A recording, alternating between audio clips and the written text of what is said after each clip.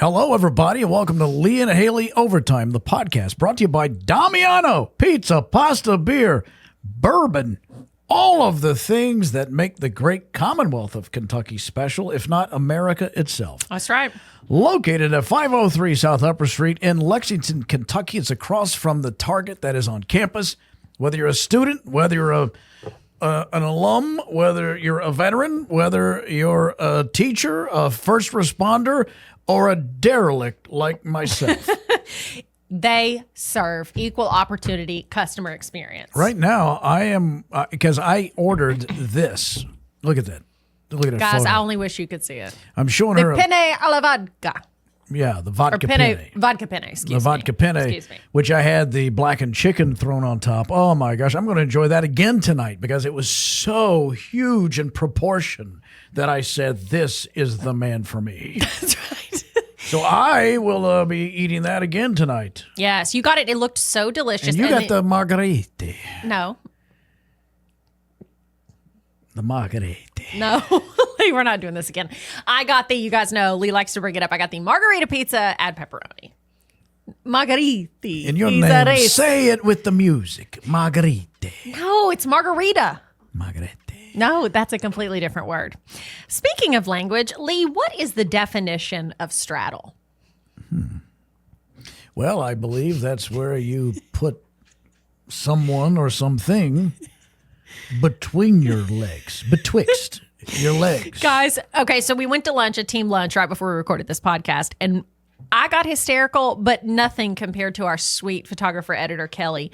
She got so hysterical laughing about something. We'd moved on 3 or 4 topics into the future, and she was still laughing so hard. Her face was beet red. She had tears. She just kept saying, my stomach hurts from laughing. And Lee just finally said, poor Kelly. Mm-hmm. Lee, we start discussing how the topic came up, and there's so much we could delve into here. One, which was about temperature in your bedroom when you sleep. Like Nikita was saying she likes to be warm. You said you like to be warm. Kelly does too. Talking about people that like to keep it freezing cold so you're warm under the covers. Mm-hmm. I like kind of a 67, 68 with lots of covers. Right. So we start talking about that. Then we delve into pillows. What kind of pillows do you like? Right. What kind of, how many pillows are too much? Then Lee says, I only like one pillow. Well, sometimes, the full length pillow, like the body pillow that stretches across the top of your bed. Sometimes I'll grab that and straddle that if I'm feeling pregnant. Yes, if I feel like a pregnant lady. Right. But you said straddle. What did you do? No, Lee, but then we knew, just knowing you, we all knew you didn't know what you were talking about. I knew exactly what I was talking about. What did you mean when you said you straddle the full length body pillow? Straddle, hug, straddle. No. When you throw a leg over something, what are you doing? Okay. To straddle is to sit or stand with one leg on either side of. Quote, he turned the chair around and straddled it. An act of sitting or standing with one's legs wide apart. Sideways. What position are you in when you ride a horse? Not you, but others. Straddling. A straddle. So when you said that. Now let's just take that angle of me that is vertical on the horse, but let's both of us lay down. Now what has happened? I'm still straddling the horse, but I'm Wait, on now you're laying in bed with a horse? Well, it doesn't matter what it is. Just a it could be a godfather? horse. It could be a pillow. I prefer Gal Gadot, but it could be anything. Sure. So now we're laying on our side. But that's not That's straddling. No. Oh, what do you call it then? That I would say I lay on my side. I've got the pillow between my legs and my head on it. It's What's the term? Straddle. No, but so Kelly and I get hysterical because I envision you with the body pillow laid down the middle of your bed and you're naked, butt cheeks in the air. Well, I didn't think that much. Yes, Don't you did. Kelly. She'll die of a giggling I saw heart. the look in your eye. Oh, yeah. As you imagine my Yep. glorious buttocks. Yes. Kelly and I we both were like, we are overcome. Not Kelly. Don't do that to that poor young woman. You and your dark seediness. Yes. Of course, you're a lady of the night, as we know. You're a woman of... And I thought, there's a client. you're a woman of experience. That's right. An extra $5 to straddle. No, so we got hysterical because Lisa and I straddle a pillow. So all of us knowing straddle, we think he's laying basically face down on this body pillow, but the rest of it is between your legs and you're kind of on your knees in the bed. And so then we laugh and move on. Kelly could not move on and was just dying laughing. But there is a term. It's not what you just gave a descriptor. What's the term for hugging something on the side? A side hug where you put your leg over top. What's it called when you... Because that is a good way to sleep. Lay on your side. Oh, I'm a side sleeper. But if you throw a leg up over top, that makes it even better, I believe. I'm Googling this. What is it that you're doing? I'm looking at the future. Sleeping on your side with a pillow between your legs is called using a knee pillow. Yeah, but what's the term? Spoon? Is it spoon? Spooning is where there's a person. But spoon, you don't throw a leg over. That, of course, is forking. Oh, my God. I don't see an actual phrase or word calling it that, but it's just saying sleeping on your side with a pillow between your legs. Well, we all know it's straddling. No, Lee, straddling is different. Anyway, so write into us, everyone. And explain to me the difference, all right? Seabiscuit is between my legs. Do you lay on your side on top of Seabiscuit, who is standing? Seabiscuit is between my legs? But that is straddling. That man is straddling that horse. Now, nothing changes other than we're on our side now. One leg, my left leg is under Seabiscuit. My right leg is on the top of Seabiscuit. Lee, your right leg is broken. And I'm hugging Seabiscuit. Whichever leg is underneath Lee, it's broken. It is shattered. Horses weigh more than you think. So what am I doing now? Because I haven't changed position, and neither did Seabiscuit. You're bleeding out. It's just that we're laying on our side. It's straddling. So I am correct. It's a straddle. I don't know why you're getting such a giggle out of it. Why must you always, in part of your great argument, it must be that you're in bed with a horse? Oh, you think that's the way I close every argument? And finally, ladies and gentlemen of the jury. No, in this discussion, you keep trying to act like I'm crazy. You're the one who's describing yourself every time as in bed with a horse. What else do you want me to straddle that doesn't sound degenerate? Your body pillow. The whole thing that started. Well, first of all, I wouldn't straddle a body pillow vertically. That is sick. But a horse, of course, I would. Okay, Dr. Seuss. But a horse, of course. Yes. I am crying. I got Kelly's sickness. Oh my gosh, I've not laughed this hard in so long. I don't know why you're making this such an issue, as if I've got a problem. I straddle a pillow at night. You act as if I should be looked at by the Hayes Committee from Hollywood. That's too much. You know that there's a report Lee Cruz is straddling a pillow. We've got to shut him down. That pillow's name is American Pharaoh. Let's get Senator McCarthy over there and make sure he's not doing that in front of the children. Okay, so when you go to sleep at night, not all the time, but occasionally the night is right and the moon is lit. And I bring that big decorative pillow I got that's almost like 4 feet in length. Yeah. And it eases my back pain, if I have any, or it just feels more comfortable to throw a leg over the top of it. Straddle it. Okay. All right. Anyway, welcome to the show, everyone. Lee, how are you? Well, I'm all right. I don't know why I have to. What do you have to do? Just to endure my workspace, I have to run the gauntlet of an indictment from you and the employees who try to make me feel as if I am some degenerate who's done something wrong when I properly gave a descriptor that fits what I've talked about. There is no other term than hugging a pillow with a leg over the top called straddling. But you guys are shushing me and shooing children out of the room like I've done something wrong, and I haven't. We all straddle pillows on occasion. But you gaslight me where you're over there just giggling like an idiot.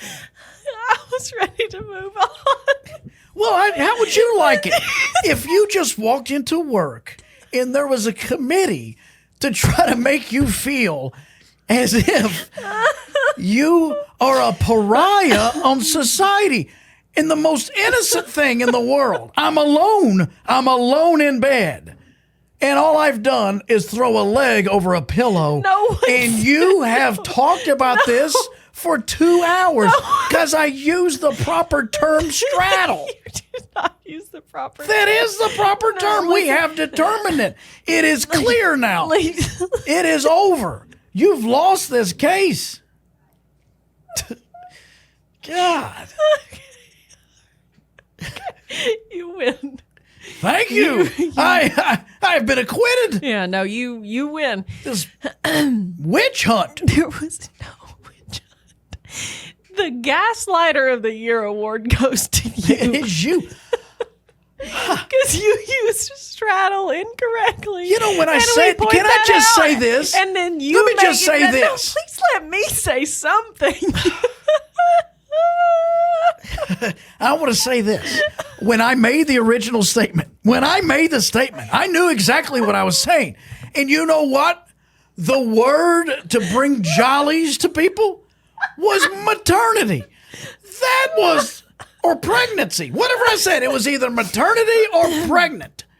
That was, Oh my God. that was the conflation that I brought to the conversation. I'll throw that in to get you girls a little laugh.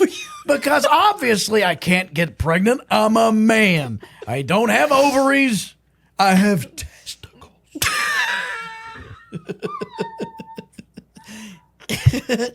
And so I thought, well, here's what I'll do.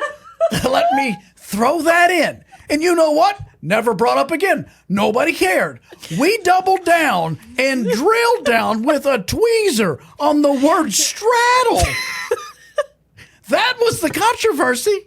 That's what I've been dealing with for the past 2 hours, is the word straddle. Why? God. I fear that we will never escape this. I tried to get out of it and move on. Well, how would you like to be me for a minute? For 2 hours, you have run through the halls of our office telling people what I've done and the crime I've committed Lee, about using the there word was- straddle no, in the there- wrong way. And that's not that big of a deal. What if you'd listen and stop being such a self-conscious, testicle-bearing man? You'd see that we just laughed at the mental picture it created because your incorrect use of the word, which is See, there we go. No, you're trying to convict me. And it is not the wrong word. It is the only word to use when you're laying side by side with an object or a creature. or a horse. A horse. And you throw a leg over it. What else is there? I think both of us are pretty good when it comes to the lexicon of the English language, and there is no other word to cover it. You act as if I am beyond the pale of stupidity. I didn't. If anything, I'm thanking you because I haven't laughed this hard. Oh, it's so long. And so you used it incorrectly. And so because of that, we got a mental picture of that you're laying like a baby with their butt in the air at night every night. And that made Now, me see, laugh. that tells more about you than me. It made Kelly and I laugh. And Well, of course, you put that in that poor child's head. that baby. That innocent baby. You threw that in there. Why would you do that to her? Well, Well, what? thanks for listening, everybody. Thanks for listening. I tried to move on 10 minutes ago, and you said, how would you like it? What are you Well- doing? Texting your therapist? No, I'm looking at our questions that we're getting. Okay. By the way, did I sent you some? Our listeners out there have sent us a couple of questions. Yeah, we got a couple of fun questions. Yeah, we don't have to do it now. But we will not do it now. But I thank you. And if you would like for us to cover a topic or answer a question, you can do so at ideas@leeandhaley.com. That's exactly right. Yes.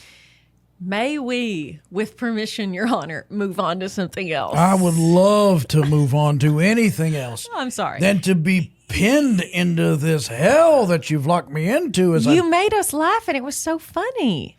Yeah, but not because you're stupid, because your gentle misuse of the word, not a big deal, Lee, not a big deal, gave us a mental picture that was so hilarious. So thank you.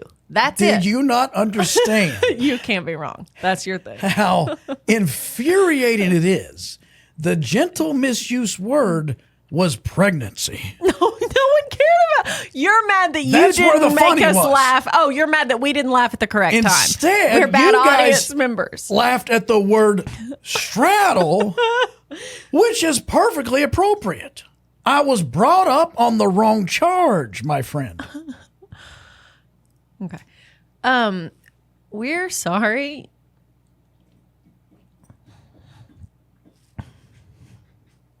Anyway, what do you want to talk about? Oh my gosh, I don't know. When's the last time you really straddled something? It's been a while. I like the way Mark Pope straddled Duke. Hey! Now, for us, that game was last night. That's right. But when this episode comes out, that'll have been 2 nights ago. But yes, we all stayed up on the Lee and Haley team, and we all watched UK beat Duke men's basketball team for the first time in 9 years. Now, that little boy that wears the hoodies all the time, what's his name? Matt Jones. Yep. Mm-hmm. He actually said something quite accurate, I believe, when he said, for Kentucky fans, this is a complete 180 inverse what we have been accustomed to in the past, specifically 5-6 years, is Kentucky with the highly touted recruiting class, and all of them, the starters, bound to be lottery picks in the NBA, more than likely going to stay 1 year, would go play a team that was laden with senior leadership that is not being talked about in the NBA narrative. And those guys, those old guys, and it was interesting that Duke's oldest player was still younger than our youngest player. And those guys did not get rattled. They stayed the course, and you watched Duke's youth start to unravel late in the game when Kentucky got to tie or lead those guys. And that's what Duke experienced is what we lived with for the past 5 or 6 years. And it was refreshing to watch our guys fight, battle, use grit, get through it, and be determined to win as a cohesive unit. It was amazing. It felt like a March Madness game. Like the level of excitement as a fan, I felt like this game means everything. Well, and it did to this fan base. It did. I feel like it did. It was so exciting. Everybody is all in now. There's not a fan that's doubting Mark Pope. And so they want him to do well because they care about him. They already cared about him. He's a homeboy. Yes, he's one of ours, and he's a guy that, got us a banner. And we know that his affinity for the program. So everybody's they want him to do well. Honestly, I said to my buddy with about 2 minutes left, I said, I don't care how this game ends now. I really don't. They've proven they can play with anybody. Yep. They proved it. Yeah. So this is everything I needed to see. Because we had played well, really well, but, are those teams that good? The teams, the Bucknells and the programs that we'd played earlier, who knows? Time will tell, but we know Duke is. How about that? It was amazing. That was fun. I was at a sports bar, and not a person was sitting. They all stood. Everybody in the whole place. With the last and there were tables, and jumping around. And boy, do we need that after a lackadaisical football season. And yeah, we need something to cheer for. And really, Kentucky's pride and joy is basketball, obviously, and last year especially, two early exits in the SEC tournament, and then, of course, in the NCAA tournament. Good God, we needed something. A bright spot. And we got it. Yeah. And we got it with energy and positivity. Not negativity, positivity that Coach Pope brings. I saw a shirt that like 3 ladies were wearing in the stands. Jesus is my savior and Pope is my coach. Yeah. I saw it and I was like, oh. Yeah, it's the excitement that it's like, it's a requited excitement. I'm not sure if I'm using that correctly, but it felt unrequited for several years for UK fans. We got this excitement going and so pumped and everything's going to be wonderful. We got this great class and blah, blah, blah, crash and burn. Well, now it's like the wholeness, the full circle has come. Fans are as excited and they're getting the game that they came to watch. It's happening. We're getting the win. We're getting the grit. We're getting the fire and the excitement and just, it was just amazing. Yeah, I got to be honest. I'm a Calipari fan personally. Yeah. I think he's a really decent human being. Absolutely. And he has always been more than kind to me when I have chatted with him on the few occasions that we've met and talked. And I love the guy. I think he's a good guy. But I felt like because of the crazy pressure he was under, when he did have success, and I'm talking in the past 4 or 5 years, after COVID, things took a turn. It felt like when he did have success, it was to spite fans. Like, see, I told you. Where right now, and who knows what happens in the future, but right now with Coach, it's like we're part of it. Yeah. It's like Pope isn't trying to prove us wrong. He's trying to prove us right. Mm-hmm. It just feels different at the moment. I wish nothing but success for Calipari in Arkansas as long as it doesn't come against Kentucky's, expense. Go. Do well. Mm-hmm. But unfortunately, they're already starting to experience everything we did. Yeah, that's not good. That's not good. Yeah, you don't want to wish ill will on anyone. But yeah, I hope they do well, but I hope UK does better. And last night was just such a breath of fresh air. Absolutely. Fun. There is a lot of joy. There is a lot of excitement. And there is a lot of camaraderie. Yeah. And for a basketball. And just a lot of height. I am still amazed at how tall Coach Pope is. Yeah. It's just just weird. So funny. The coach is the tallest guy on the team. It is. It is so funny. Like even last night when they were doing the handshake. I feel like I'm watching Cooper, my nephew's team. He's an 8th grader at Clark County, and he's doing well. Yeah, and then that's what it looks like. And he's talking down to the kids the entire time. Because Coach Pope was what, 6'10", 6'9"? Yeah, he's 6'10", 6'11", something like that. Something absolutely insane. And everybody was talking about the height of Cooper. Is it Flag? Yeah. For Duke, and then in the screenshots that were posted on ESPN and all this stuff of Coach Pope, doing the handshake with all the Duke players, he's taller than their tallest player, and it's just you're so not used to seeing that, and it was just so funny. It's like he's like, "Way to go, little fella!" Yeah. Which that kid is 17 years old. No, he's really. I mean, good. that is wild. He's going to make a ton of money if he's not already. Oh, absolutely. I'm sure he is. But anyway, yeah. But from a basketball junkie standpoint, what I really relished last night was at halftime adjustments. Yeah, we not just like, out, I got to stick with my plan. Right. It was totally different. We came out and we adjusted and we did things differently, and what a world of difference. Mm-hmm. That's Tubby Smith, by the way, too. Yeah. Tubby was brilliant at that, making adjustments. I mean, that's why we were the comeback cats, because of Tubby. Yeah. Brilliant X's and O's. And Pope is that same pedigree using Pitino's framework. It's just... I'm so excited. Oh, so good. It'll be so exciting to see where the season goes. When is the next game? Do you know? I don't know. Well, we will find out. Yeah. Yes, it's going to be so exciting. Well, what else is going on in November? In November? Well, I mean, I don't know, in life. Anything you want to chat about? It's November. Anything you're watching? I was telling Lee the other day at lunch with our team as well. I was like, Lee, I watched a movie the other day from 2016 that popped up on Netflix. So if you're looking for a fun, action-y movie that's kind of in the same vein as like the Bourne trilogy or whatever, I watched The Take. Who's in that? Idris Elba. Oh, yeah, I need to watch that. The Take. The Take with Idris Elba. Send me a text on that so I won't forget. All I'm going to send you is The Take. Well, I know what it means. Okay. I watched that the other day. You know what I watched, and I told you to watch it because I saw it in the theaters and it popped up. And I'll watch this again, is The Lost City. Oh. Sandra Bullock. Yep. Channing Tatum. And Brad Pitt. The trio. It's good. It's not great, but it's good. It's a romantic comedy, yeah, but it's a action, rom-com. right? Yeah, right. Yeah. Okay. A little bit of that. And Daniel Radcliffe as the heavy. Really? He's the villain. The heavy. Sometimes a movie from a few years ago that you never saw, or at least in my case, I always feel like a lot of pressure to try to watch everything at one time. So I watch. Wait a minute, not the take, the tank. The Take.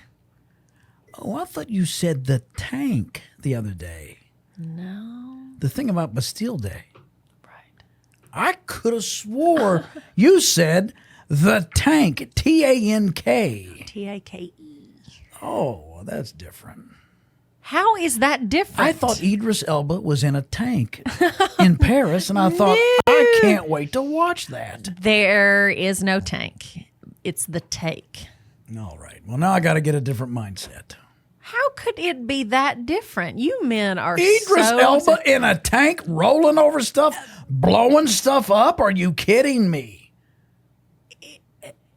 What?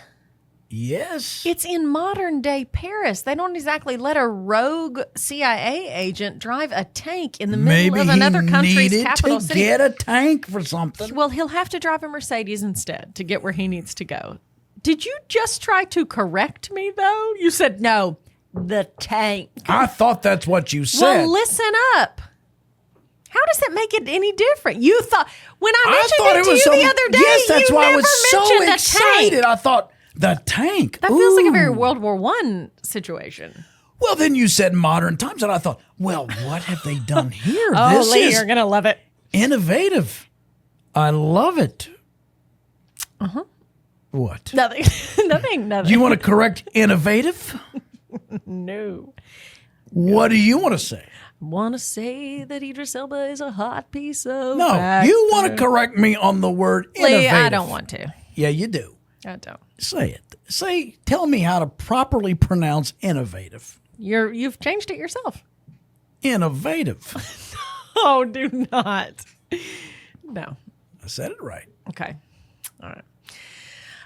So that's something I'm recommending, The Take. It was called Bastille Day when it came out, but there unfortunately was a real life actual terrorist attack On Bastille Day. on Bastille Day. So they had to change the name, but it is called The Take. It is on Netflix now. Check it out. Yeah. And then you are watching what? Well, I watched Lost City. Yes, Lost City. I watched a wonderful 3-part documentary series about the Boston Red Sox and their rivalry with the Yankees. Okay. You know about the curse. Babe Ruth was traded to the Yankees. The Bambino. And since then, they hadn't won a World Series until we get to the year 2004. But it didn't look like that was going to happen either. And there's a guy, I think his name is Brian Miller, who is sort of the heart and soul of the Red Sox. Okay. He's great. I love this. It is the thing I miss about team sports. It's the camaraderie and going to battle with your buddies that I love so much. And they were almost swept. And you can see this in the documentary. I'm not really ruining it for you, but they were down 3-0 in the American League playoffs.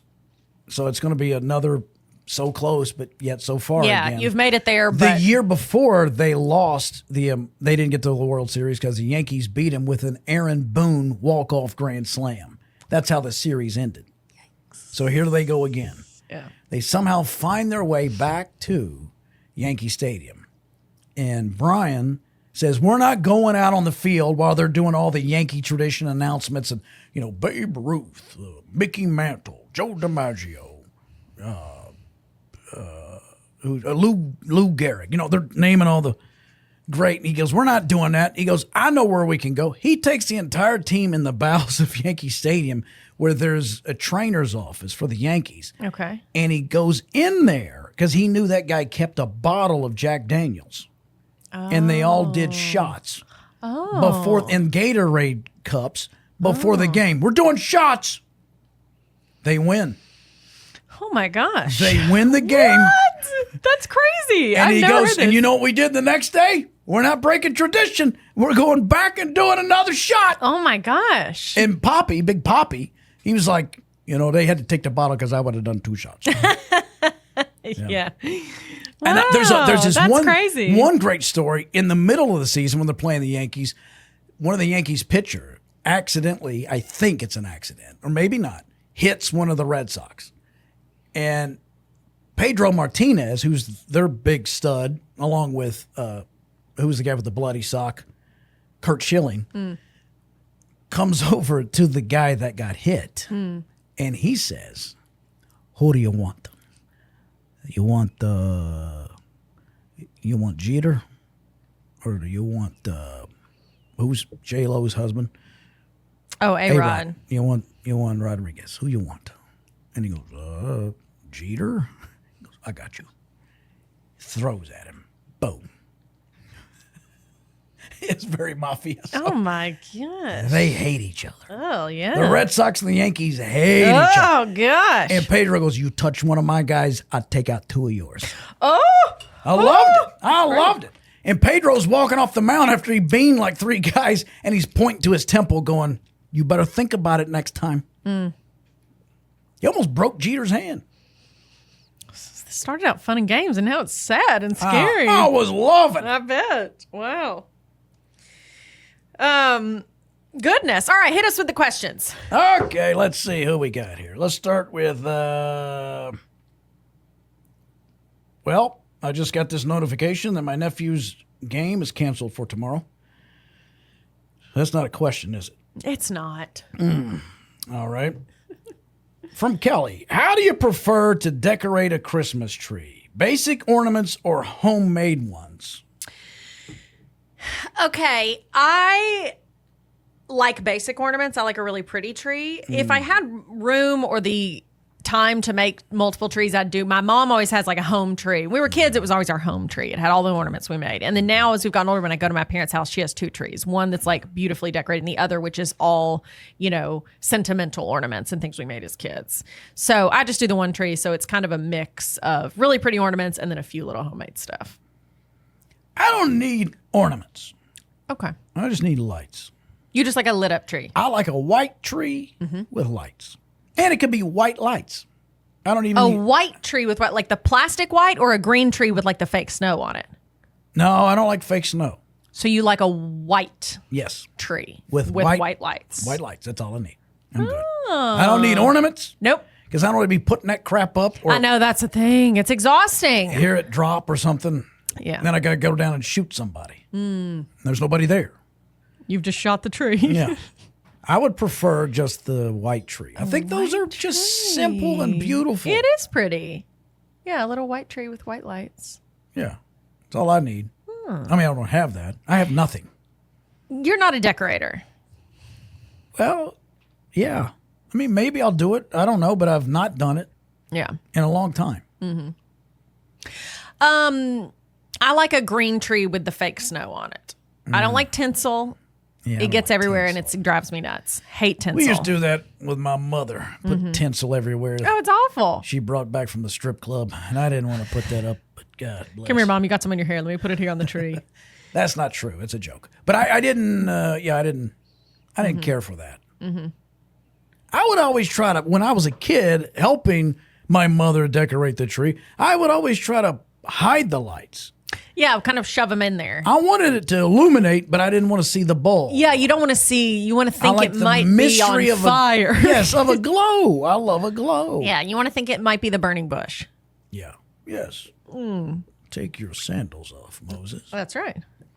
And that's what you say when most people come into the home. No, I want everybody to keep their shoes on. Well, women can take their shoes off. I don't care, but not dudes.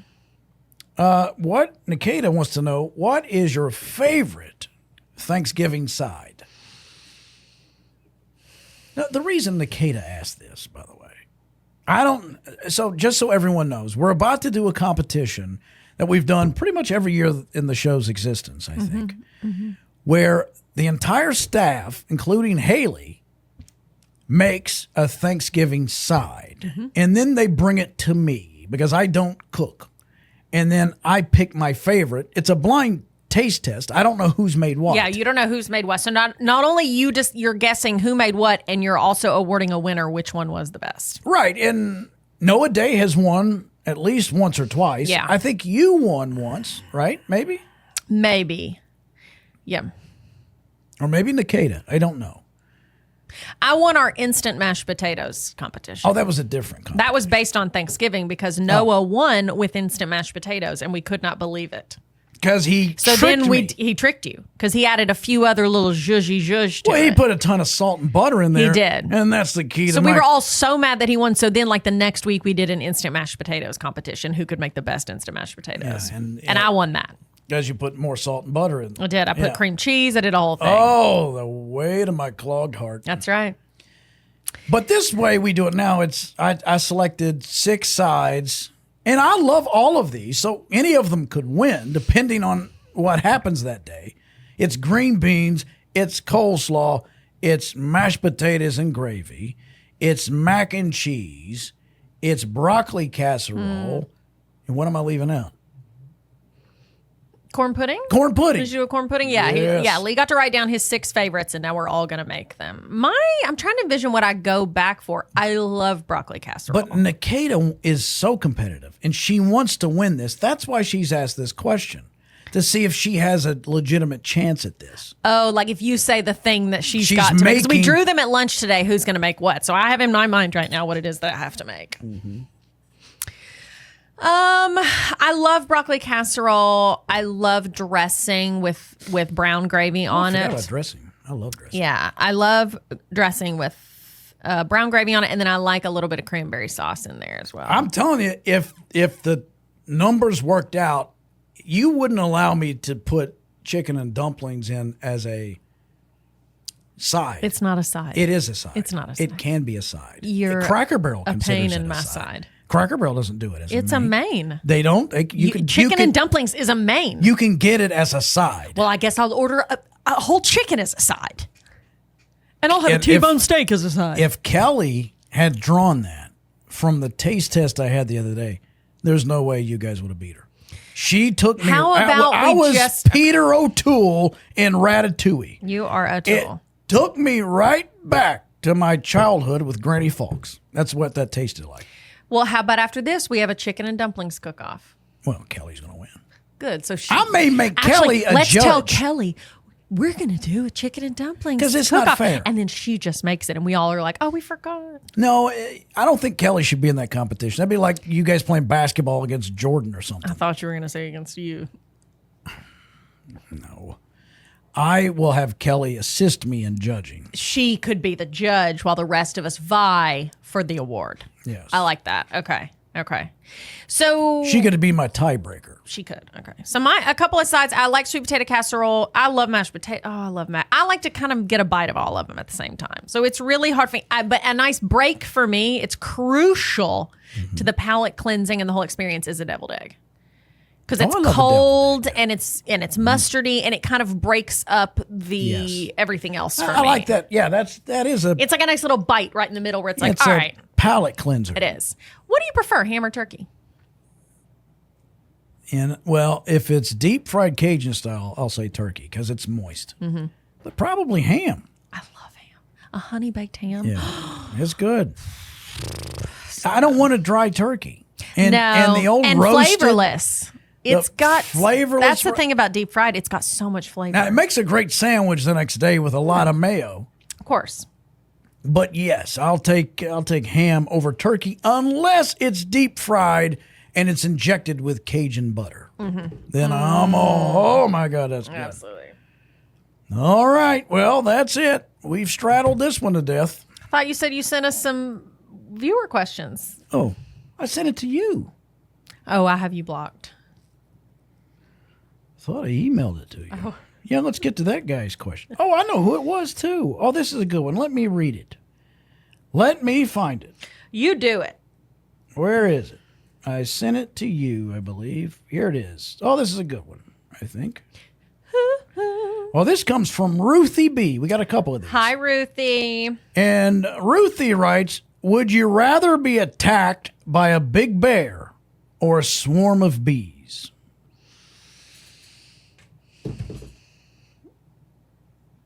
Like they're making contact. They're not just running at me and I'm trying to defend myself. I guess you're being stung by a swarm of them. If you're allergic, it'll kill you. I'm not allergic. I'm going to say bees because I like to think I can make it somewhere that could shoot me with an EpiPen and I'll survive. A bear, I don't see myself being alive. I feel like I would get so afraid I would die right there. So for me, it's a bee. What about you? It's going to be bees. Yeah. I mean, a bear, you're dead. Yeah. There's no way that works. Mm-hmm. I watched a guy feed. I was showing it to my buddy the other day. He was feeding a grizzly bear. The bear was between his legs. You've heard this before. And I mean, he's feeding him like apples or something. Yeah, sure. It's a grizzly. It's not dear. not a black bear. It's a grizzly. And this guy's just playing with his life. What a moron. It's crazy. Okay, next question, and then we'll Well, wrap I'm looking this for it. And I up. can't. I'm hoping you'd help me find it. I sent it to you. I know I did. People. No, that's not it. It was from our friend Matt Ripito. Did you not get that? Did I not send it to you? No. It was a good one. It was one of those head scratchers. Well, we will find it and we will report back. Listen in each and every week and then Okay, send all your right. questions, ideas, queries, whatever to ideas@leeandhaley.com. Thank you, Ruthie, for this week's viewer or listener question. We'll get to our buddy Matt's question when Lee can find it.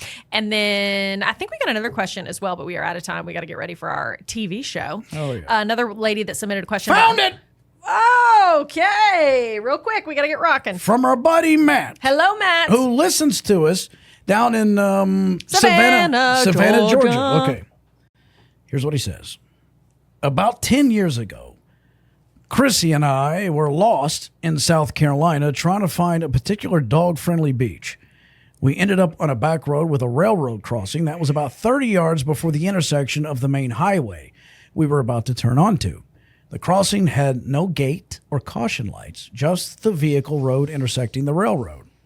We crossed the tracks and stopped at the highway intersection where, while waiting on traffic in order to turn, I looked in the rearview mirror and saw a train barreling down the tracks that we had just crossed maybe 30 seconds prior.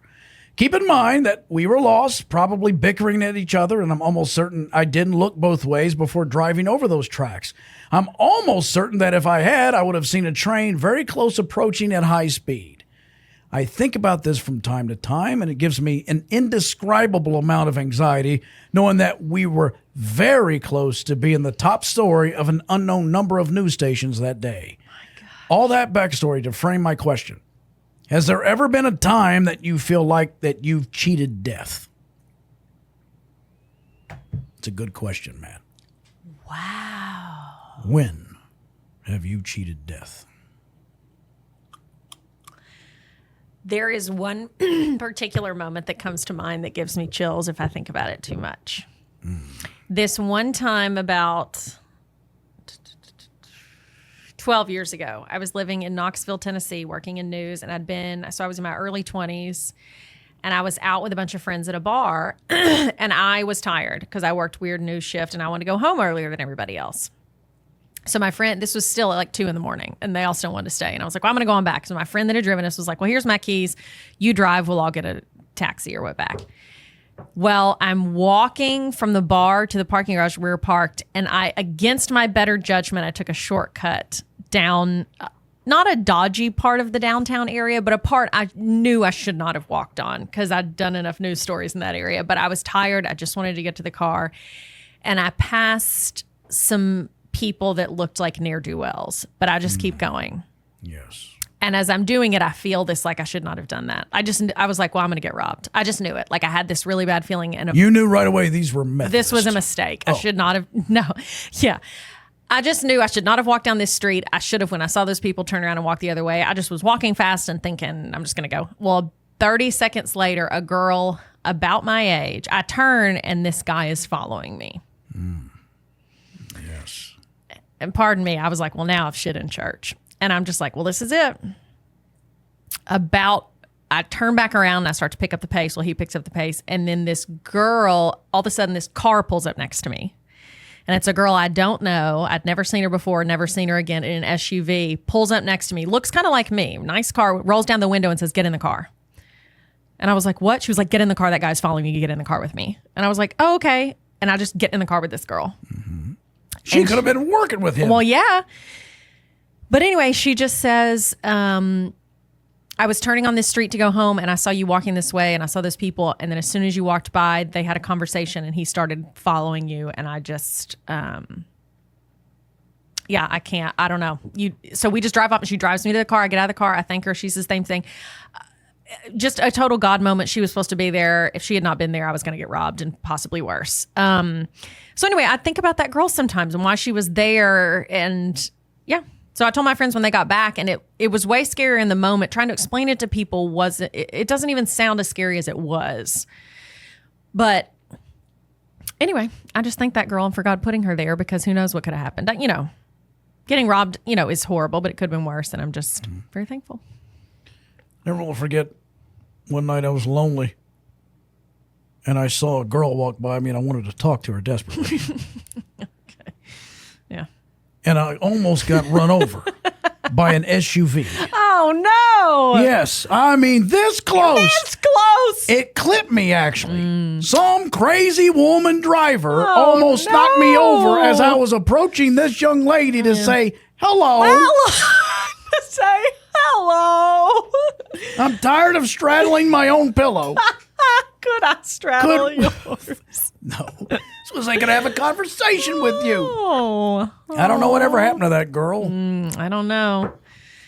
But that's my story. Well, all right, guys, this has been another episode of Lee and Hayley Overtime. Thanks so much for listening, watching. If you want to watch the video version on the Kentucky Sports Radio YouTube channel, listen wherever you get your podcast. Please rate, review, subscribe. We certainly appreciate it. Tune into the Lee and Hayley Show. Our TV show airs weekdays at noon in our home market of Lexington, Kentucky, channel Fox 56. Follow us on social media as well. Just search Lee and Hayley. Don't walk down dark alleys by yourself at 2 a.m. unless you have a little guardian angel who's a precious girl in a Toyota Highlander. I've always said that. We love you. God loves you. Hang in there. See you next time.